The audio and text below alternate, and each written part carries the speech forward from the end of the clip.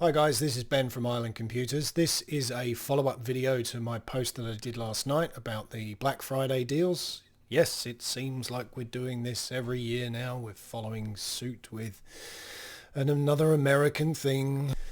Anyway, the deals themselves are surprisingly good in some situations. So I guess that's good. Some of the other deals are a bit of a joke, to be honest, with lots of inflated prices. So there are claims of laptops being now $1,000 with an $800 discount, whereas in fact it's probably only about $1,500 really the price in the first place. So by the time the sales finish, the ACCC won't be able to reprimand Harvey Norman or JB Hi-Fi or whoever for inflating these prices, but I can tell you there's definitely a few. I've seen them already. So probably with my buyer's guide in mind, there are some things that you should be looking for and you definitely shouldn't be looking for. So for Windows machines, I usually suggest around the $1,000 mark is the best price point, but obviously when these specials are on, you can really dip below that to six or $700 and get a really good deal because they got $300-400 off, or $500 in some cases.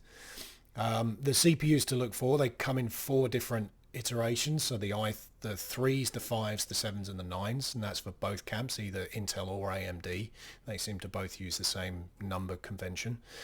So the i3s are the budget ones, so I don't usually recommend them, but it depends on the type of chip CPU, whether it's actually going to be a good one or not. Most of them are pretty good these days, so you can get a budget one, especially if you get the Ryzen 3, the AMD Ryzen 3. They're superior to the Intel ones. So they're more like an i5, so mid-range.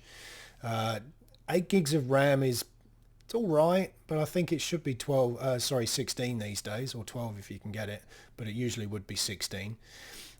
Storage wise, 512. Don't go for 256 anymore. I think most people need 512. I've found that some customers who purchased machines that did have 256, they started to struggle for room. And that's not even mentioning the people that have ended up buying one with 128 gigs of storage. That is definitely something to avoid. Do not touch a notebook with 128 storage, including the Microsoft Surfaces. You will run out of space within a year. Honestly, you will run out of space. Don't touch them. If you buy a 64 gig, take it back. Honestly, you won't even be able to work. You won't even be able to update Windows on a 64 gig, and you can barely do that on a 128 now. You won't have room for much else on it, especially personal stuff. You'll have to have apps and that's it. So yeah, 256 minimum, 512 preferred. RAM, definitely 16 gigs recommended. 8 is okay. What else to look for? If you can find one that has a metal casing, then that's obviously brilliant because it's going to be way more durable than a lot of the flimsy plastic ones that are usually in the cheaper range. So I've got a few tabs open. I'll probably just go through a few things nice and quickly, as quick as I can anyway. So I'm on Harvey Norman at the moment, but I've got JB Hi-Fi, Kogan and the Good Guys open as well. So other things to avoid is the Intel Pentium and Celeron CPUs. Don't get them. They are really slow and they take time to think about things. You have to mail them a request basically, and then and you've got to wait for it to come back. So they're not snappy CPUs at all. So just avoid those. And on the AMD side, don't get an Athlon. Athlon was great 20 years ago. Not anymore. Don't get it. Just go for the Intel the Core range, so the I's, or the AMD Ryzens.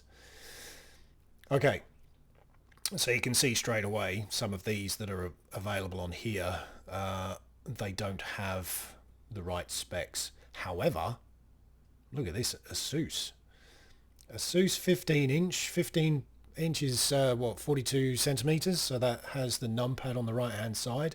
If you get a 14 inch, so 35 centimeters, you won't get the numpad on the right hand side.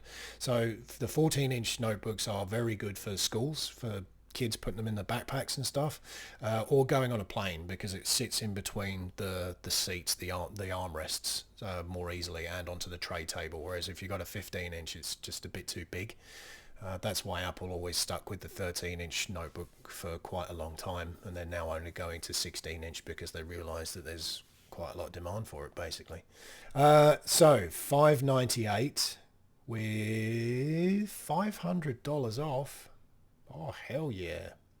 So there's an interesting one. This has got 12 gigs of RAM. That's good. That's good. That's fine. It's a weird amount, though. What have they done? Have they done an 8 gig stick and a 4 gig stick? Is my maths right? Yep. I've only had one coffee so far. That's really nice. I'd be very happy with that. It's not a Vivo book, but I don't think that matters. This is, yeah, I'd recommend this. 598. Wow, cool. 12 gigs of RAM. Yeah, it's got a Ryzen 3, so the budget processor, but it's a good one. It's fine. And plenty of slots. A lot of the time, you might not get quite as many USB slots on them, but it looks like it has 2 on one side and 1 on the other, plus an HDMI port and a USB Type-C port right here. So the USB Type-C is an amazing port.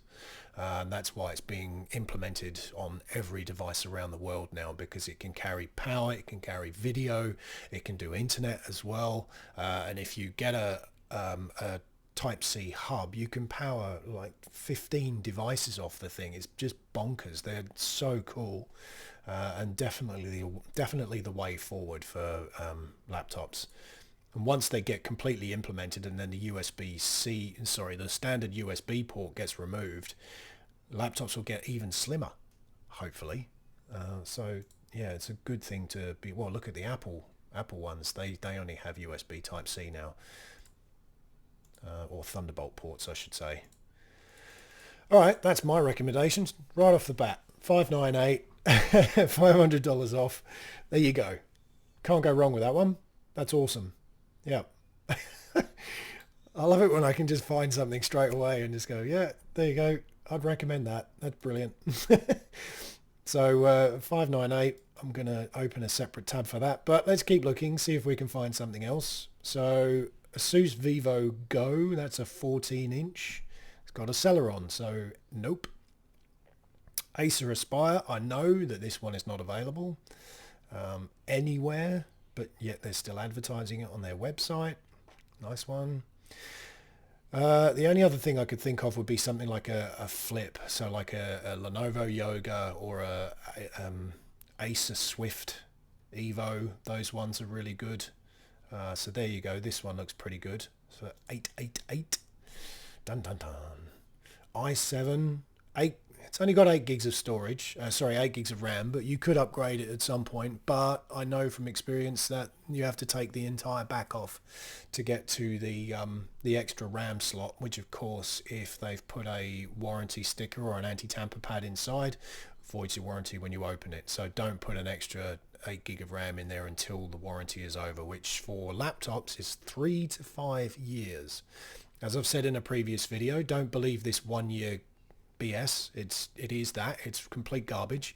You do not get just 1 year's warranty. You get 3 to 5 years for a standard laptop. If you get an expensive laptop, like you buy an Apple MacBook Pro or something like that, you get 5 to 10 years warranty on them. It's the same with the desktop as well, depending on the price that you pay. So it's price relevant. Go over the $2,000 mark, you get probably 5 to 10 on those as well. But you may find it's something like 5 to 7 years, perhaps, in that sort of middle range. But when you're paying more than, say, $3,000 for a laptop, why are you doing that? But if you are, then you'll get up to 10 years warranty. So remember that. The 1 year warranty is complete garbage. Do not believe it. That one's okay, but given the price, and it's only got 8 gigs of storage, why would you get that over that cheaper ASUS?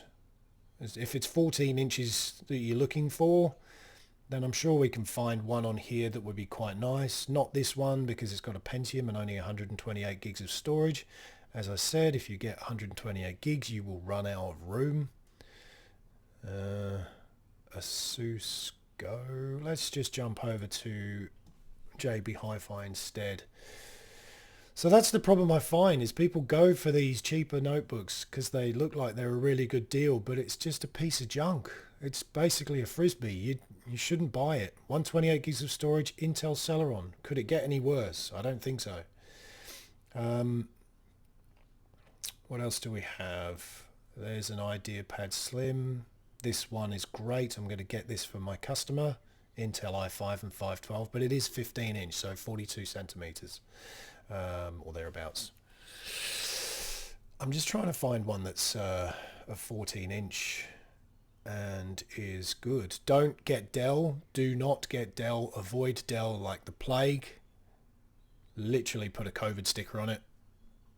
Do not touch them. They break down so quickly and so much quicker than any of the other laptops. It's not funny.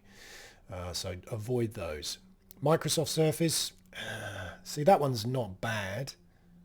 That could be quite good. i5 256.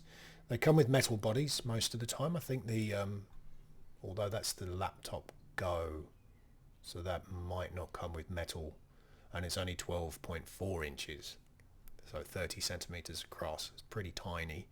Might be good for a kid though, but I'd recommend the Acer Swift instead of this any day of the week. I find that the Microsoft Surfaces are just not good value for money. They're trying to match Apple with the price point, and yeah, they just can't do them well. They do it. They make their products too expensive, basically. There's a few gaming laptops showing up, but at $998 for a gaming laptop, you'd be mad to get one. They just won't be able. You won't be able to play anything. They won't have enough RAM, so forget that. I don't know. I was looking through these before, and I don't know. Maybe it's just too early. It's only 9:30 at the moment, so maybe there just aren't enough deals yet. The Microsoft Surfaces, again, you know, $1,100, and they've only got 256 gigs of storage. Yeah. You could get the ASUS Tough, but not for a gaming laptop. Yeah, it's got a great resolution screen, but how much video RAM does it have? 4 gigs of RAM. You couldn't play anything on that. Roblox Minecraft, but not RTX Minecraft. Only standard Minecraft. So garbage. Honestly, if you're going to buy, well, don't buy a laptop for gaming. Just never do it. They're not that great. They're so overrated. You have to go to like the $2,000 to $3,000 mark to get a decent gaming notebook. And if you're going to do that, buy yourself a decent $1,500 laptop and then buy a PlayStation. And then you can just play it on your TV, and the PlayStation will be more powerful than the gaming laptop that you've bought, that you would have bought. And then you've got both. So don't buy them. If you're going to get a proper gaming machine, get a PC, because PC always wins over even the consoles. But you've got to spend the money on it and get, say, an ultra wide monitor like I have just here, which I bought for $500 off Kogan, and it's brilliant, really good. All right, so the deals are still coming. Might have to do a part 2 of this video, perhaps. Yes. Do I even dare look on the Good Guys? Good Guys website's just garbage, man. It really is. It's so hard to. It's just so bad. Look at the search. There's no search. Brand, type, color, family. Good grief, guys. Get more options down here. Look at Harvey Norman. Harvey Norman have got storage type, processor speeds, brand, operating system, graphics type, screen, GPU. You know, they got everything. Primary storage capacity is right at the top. installed RAM. You can look for 16 gigs of RAM, which is what you should be really getting. You know, but Good Guys are just lazy. Look at this. Yeah, what price bracket are you going for? For God's sake. Modernize your website, guys. Come on. So that's a really good one from here. Again, 798 from Lenovo. It's got an R7 6700. That's fine. 16 gigs of RAM, 512 gigs of storage. Nice. I'd definitely go for that. That's my second recommendation right there. Another Lenovo. These guys know what they're doing. They really do. Yeah, I mean, generally, I just suggest people, if you can go to the store, then I would recommend it, because you can obviously just have a look and just use my buyer's guide as a guide to say, this is what this guy's recommended. What do you have it available? And then just look for things like on the keyboard, check to see where the power button is. Acer have this really awful tendency of putting the power button in the top right hand corner of the keyboard, and then all the other buttons get shifted across one, including the delete key, which is usually right above the backspace key. So that gets moved, and then I end up, when I'm setting up a computer, if I end up trying to press the delete key, it's not in the place that I want it to. It goes to home or something else, something's other stupid button, like your pause break button, or if they keep scroll lock on there. It's just weird. So keep an eye out for that. If you get a 14-inch, then you won't even get the numpad on the right-hand side. So a lot of the other buttons, including the arrow keys, the directional keys, won't be there, or they'll be amalgamated into the rest of it. So that's something to bear in mind. Metal case, if you can get one that has a metal body, so probably recycled aluminium at the moment, that's becoming more of a thing for environmental reasons. I would absolutely recommend that. It gives you much better durability, definitely does. And I think more manufacturers that get on board with using recycled aluminium instead of plastic, the better. They definitely need to do it, and it's actually cheaper to recycle the aluminium than it is to process the plastic. So why didn't we do this 10 years ago, 20 years ago? We should have been doing metal cases all the time, but now I think it's definitely more important to be having a metal body on a computer. However, probably the reason they haven't done it is because they know the notebook will last longer and their sales will go down, because people will be keeping their devices for longer, which is what has happened with Apple.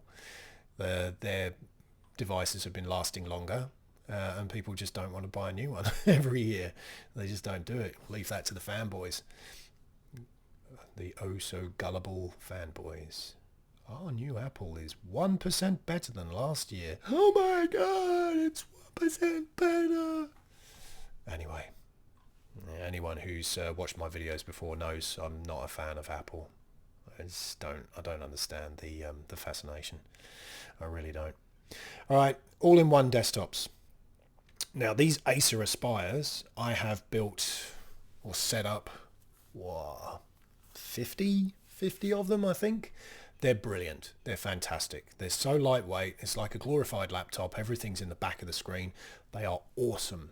Definitely get one of these if you're after an all-in-one desktop. Again, it's not for gaming, it's just for normal stuff, but they're 27-inch screens, so you get a hell of a lot of real estate. The HPs, yeah, they're all right, but look at the difference here. Look, 984 for the HP. It's 23-inch, 8 gigs of storage, 512 gigs of RAM. Sorry, 8 gigs of RAM, 512 storage. But then the Acer Aspire is only a few dollars more, and it's 27-inch. It's got the same processor. It's got 8 gigs of storage, but it's got double the amount. Sorry, 8 gigs of RAM, but it's got double the amount of storage. Absolutely, I would go for that. And the HP one, the keyboard and the mouse is wired. Whereas this is wireless. So absolutely go for the Acer Aspire. That would be my recommendation. It wasn't worth what they're saying. It's not worth $1,600. This is worth $1,200. That one, yeah, that would be worth about, maybe that was worth 14 and that's worth 12. But I don't know, those prices are a bit inflated, to be honest. So, but it's worth it for $1,000. 996 is definitely worth it. So just ignore the save $600. It's good. It's good, very good. That would be my recommendation for this one. That's it. I've given you laptops, given you a desktop. So IdeaPad for 798 with this amount of RAM and everything, that's fantastic. Or this one for 598. That would be awesome too. In fact, I might get my customer this one rather than the Lenovo. Nice. If you need any help, if you want to run any machines by me, just give me a call or send me a text, or just let me know if you're going up to the shops, to the stores, so I can be available to obviously give you the thumbs up or the thumbs down. Otherwise, happy hunting. Bye for now.